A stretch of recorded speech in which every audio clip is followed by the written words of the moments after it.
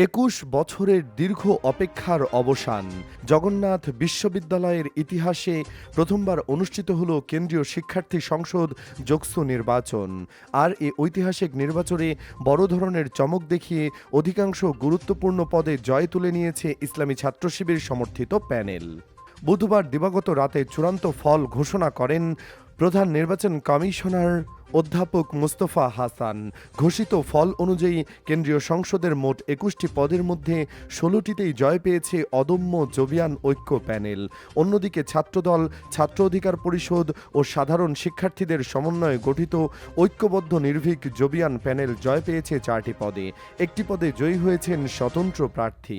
সহ সভাপতি বা ভিপি পদে ৫,৫৫৮ ভোট পেয়ে বিজয়ী হয়েছেন রিয়াজুল ইসলাম।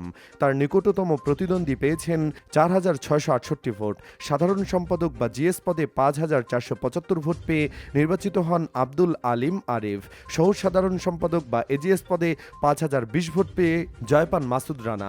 এছাড়া শিক্ষা ও গবেষণা, মুক্তিযুদ্ধ ও গণতন্ত্র, বিজ্ঞান ও প্রযুক্তি, স্বাস্থ্য ও পরিবেশ, আইন ও মানবাধিকার, আন্তর্জাতিক বিষয়ক, ক্রীড়া এবং সমাজসেবা ও শিক্ষার্থী কল্যাণ এই সম্পাদকীয় পদগুলোর বেশিরভাগই জয় পেয়েছে শিবির সমর্থিত প্রার্থীরা।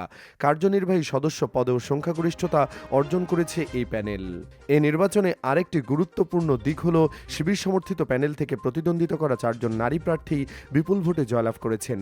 বিজ্ঞান ও প্রযুক্তি সম্পাদক সুখিমন খাতুন, আন্তর্জাতিক সম্পাদক নৌশিন নাওয়ার এবং সদস্য পদে ফাতেমা আক্তার ও শান্তা আক্তার সবাই বড় ব্যবধানে বিজয়ী হন। ভোট গ্রহণ শেষে ওএমআর মেশিনে গণনা শুরু হলেও কারিগরি ত্রুটির কারণে একাধিক গণনা স্থগিত হয়। পরে নির্বাচন কমিশনার ম্যানুয়াল ও মেশিন দুই পদ্ধতিতে যাচাই করে স্বচ্ছতার সঙ্গে ফল চূড়ান্ত করে। বিজয়ী প্রার্থীরা একে শিক্ষার্থীদের সম্মিলিত বিজয় হিসেবে উল্লেখ করে সবাইকে নিয়ে কাজ করার অঙ্গীকার করেন। বিশ্ববিদ্যালয় প্রশাসন জানায়, শান্তিপূর্ণ ও অংশগ্রহণমূলক এই নির্বাচনে জগন্নাথ বিশ্ববিদ্যালয়ের ইতিহাসে একটি গুরুত্বপূর্ণ মাইলফলক। তারিফ বিন জিহাদ, দেশ 24 লাইভ, ঢাকা।